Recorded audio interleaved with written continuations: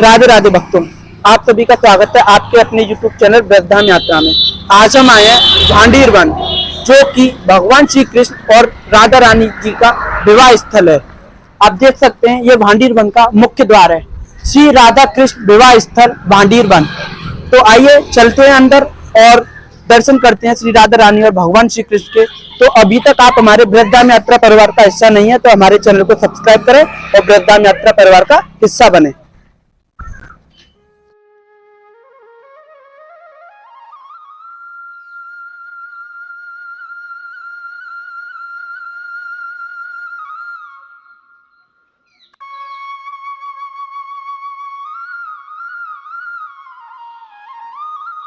तो फाइनली हम मंदिर पर आ चुके हैं। ये जो आप सामने देख रहे हैं ये मंदिर के प्रांगण में प्रवेश करने का मुख्य द्वार है।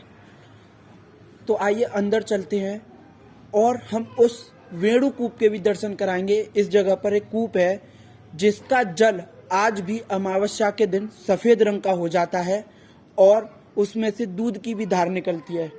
तो आइए पहले हम मंदिर के दर्शन करते हैं, मंदिर के अंदर चलते हैं जहां भगवान श्री कृष्ण और राधा रानी जी का विवाह ब्रह्मा जी ने संपन्न कराया है। तो आइए और यहाँ के जो भी सेवादार हैं, जो भी सेवा करते हैं, तो उनसे जाके अधिक जानकारी लेते हैं। राधे माता जी। तो राधे राधे बेटा। पहले आपका शुभ नाम? पूनम माता जी, भांडीर वन। पूनम नाम है मेरा। आप यहीं रहते हैं? हाँ, भांडीर वन में रहते हैं। ये मंदिर हमारा है, लेकिन हमें पूर्वजों से सेवा मिली हुई है इस मंदिर की। तो आप हमें यहाँ जो राधा और कृष्ण का जो विवाह हुआ है उसकी हमें बताइए कि कैसे कैसे क्या क्या हुआ। तो आइए। राधे राधे भैया।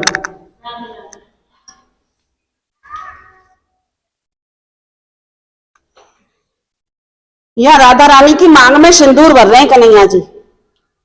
यहाँ आप देख सकते हैं कि हाथ से राधा रानी के सिंदूर भर रहे हैं कन्हैया जी। देखो आप सामने दर्शन कर रही है। ये जो हाथ है ठाकुर जी का,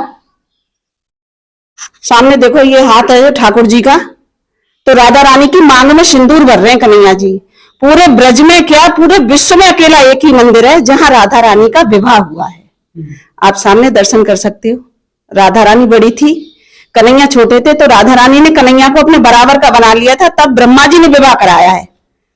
पिता का और पुरोहित का कर्म ब्रह्मा जी ने किया है। कन्यादान भी ब्रह्मा जी ने लिया है और पुरोहित कर्म भी ब्रह्मा जी ने किया है। तो आप एक बार जूम करके दिखाइए।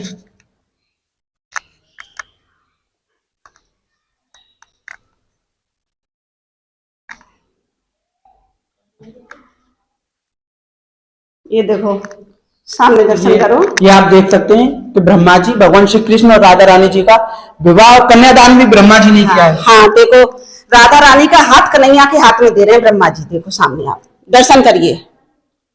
आप दर्शन कर सकते हैं। राधा रानी जी का हाथ भगवान श्री कृष्ण के हाथ में दे रहे हैं ब्रह्मा जी। तो इस जगह पर कन्यादान है ये। हाँ, कन्यादान किया है यहाँ ठाकुर जी ने। और मैया ये मल्ल युद्ध, मल्ल कीड़ा, मतलब भगवान श्री कृष्ण और राधा रानी है। मल्ल कीड़ा हुई है यहाँ देखो। तो राधा रानी ही जीती हैं, पहले भी राधा रानी जीती हैं और आज भी अपने अपने घरों में राधा रानी जीत रही हैं। तभी से यही परंपरा चली आ रही है कि घरों में राधा रानी जीत रही हैं। ये सामने देखो कृष्ण भगवान, ये कृष्ण भगवान ने गोप ग्वालों के साथ भंडारा किया था। बक्षासुर का वध करने के बाद ठाकुर जी ने ब्राह्मण को गोदान दिया था, तो उसके बाद ब्राह्मणों को भंडारा खिलाया था। जो मधुकरी का प्रसाद मैंने आपको घर खिलाया था। हाँ अभी। हाँ, वही गाय की छाछ और रोटी का टुकड़ा मांग के खाते हैं।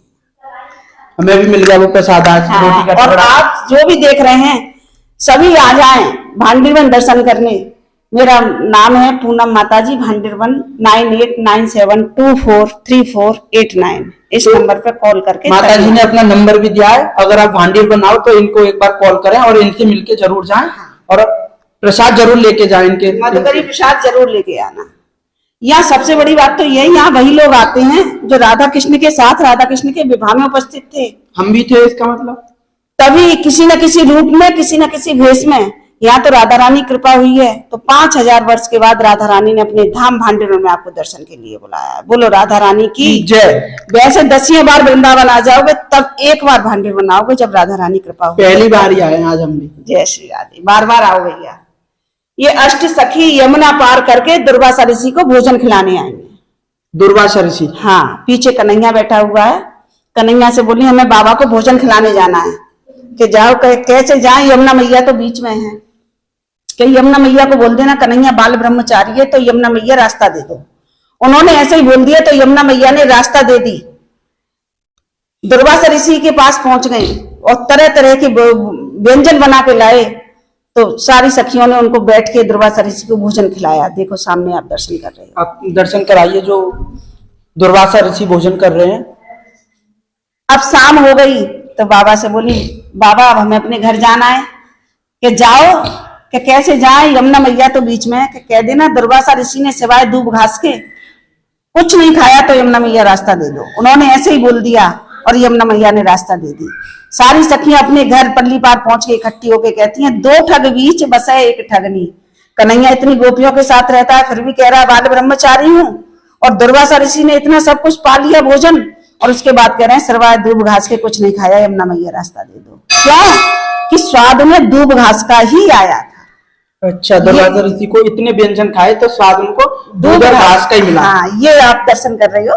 तो फिर यमुना मैया ने रास्ता दे दी। अपने अपने घर पहुंच गई सारी सखियां, दोनों तरफ से रास्ता मिल गई। कन्हैया ने भी दे दी और उधर से। और इस जगह ये दावन, ये मुंजाट वन था, दावाग्नि पान लीला। मुंजाट वन था तो उसमें आग लग गई थी, तो गोप ग्वाल जलने लगे थे। तो उन्होंने ठाकुर जी को याद किया, तो ठाकुर जी ने अग्नि का पान कर लिया था। दावाग्नि पान लीला देखो सामने आप दर्शन कर रहे हो। को उस वेणुकूप के भी दर्शन कराएंगे, जहां पर अमावस्या के दिन उस कुएं का पानी जो है सफेद हो जाता है और उससे दूध की धार भी निकलती है। तो आइए उस कूप के दर्शन कराएंगे हम।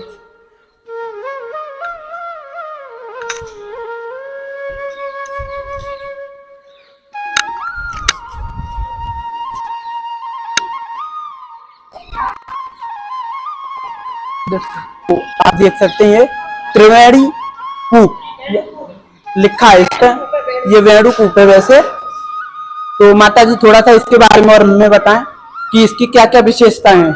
ये भगवान ने बंसी से प्रकट किया था बेटा। बक्षासुर नाम का राक्षस था, भगवान गाय चरा रहे थे, तो बछड़े का रूप धारण करके भगवान की गायों में आके मिल गया और गायों को मारने लगा। ठाकुर जी ने उसका उद्धार कर दिया। तो सब गोपवाल साथ में थे, तो बोले तुम गौ हत्यारे हो, पापी हो, दोषी हो, तुमने गौ हत्या कर दी। तो क्या करना चाहिए कि सभी तीर्थों में जाओ, स्नान करके आओ। तो पहले जमुना जी बहती थी यहाँ भांडीवन में। ठाकुर जी बोले मैं सभी तीर्थों पे जाऊंगा, तुम विश्वास करोगे नहीं करोगे, मुझे बहुत समय लगेगा, इससे अच्छा तुम्हारे सामने ही कुआं प्रकट करता हूँ। तो भगवान ने बंसी से कुआं प्रकट की और उसमें खड़े हो गए। सभी देवता अपने नाम का जल छोड़ते गए। भगवान ने गौ हत्या का दोष निवारण कर लिया। ठाकुर जी बोले मैंने गौ हत्या की, मैंने दोष निवारण कर लिया, लेकिन मुझसे ज्यादा दोषी आप हैं। क्यों? कि मैंने गौ हत्या की, आपने देखी नहीं थी क्या? तो पाप करने वाले से देखने वाले को ज्यादा होता है। बोले हमें क्या करना चाहिए कि मेरे स्नान का जो पानी जा रहा है उसमें तुम स्नान करो। ठाकुर जी के स्नान का जो पानी जा रहा था, हम ग्वाल वालों ने स्नान किया था। उन कुंडियों में आज ऐसी माता बहनें स्नान करती हैं, इनके बच्चे नहीं होते, लड़की लड़की होती हैं, गर्भ खंडित हो जाते हैं। इनमें स्नान करने से राधा रानी उनकी मनोकामना पूरी करती है। इस जल से नहाने के बाद तो राधा रानी मनोकामना पूरी करती है। 20-20, 25-25 साल बाद बच्चे हुए हैं, लोगों की मनोकामना पूरी की है। यहाँ ये कुंडियां हैं, इसी कुएं का पानी इसमें है। हाँ। अंदर सोमवती अमावस वाले दिन इस कुएं में दूध की धार निकलती है। आज भी पानी का कलर बदलता है। 20 फरवरी जो सोमवार की अमावस होती है, उस दिन पानी का कलर बदल जाता है। सोमवार के दिन अमावस होती है तो सफेद हो जाता है इसका पानी। उस दिन मेला लगता है, यहाँ भारी भीड़ होती है बेटा, पैर रखने के लिए भी जगह नहीं मिलती उस दिन। माता जी जो वो देख रहे हैं हम वहाँ पर, जो ये जो माता बहनों को स्नान कराने के बाद गोबर के स्वास्तिक बनवाते हैं उनसे हम लोग। तो ये गाय के गोबर के स्वास्तिक होते हैं। यहाँ पे जो स्नान करके जाते हैं। हाँ, जो बच्चे के लिए स्नान करेंगे। और अंदर जो वो मुकुट है भगवान का, भगवान श्री कृष्ण का। हाँ, शादी हुई थी, जो सेहरा सराया था वो सेहरा आया। तो आप देख सकते हैं ये जो माता जी बता रही हैं, ये जो आप देख रहे हैं सामने, ये भगवान श्री कृष्ण का मुकुट है, यानी जो सेहरा बोलते हैं जिसको। हाँ, ये मुकुट है शादी के टाइम का। ये भगवान जब यहाँ विवाह हुआ था भगवान श्री कृष्ण और राधा रानी जी का। हाँ, जब ही का है ये मुकुट ठाकुर जी का। यही जैसे आजकल बच्चों की शादी होती है, सेहरा सराते हैं। हाँ, उस तरीका ये सेहरा सराया था ठाकुर इस जगह पर, इस भांडीवन में, इस जगह।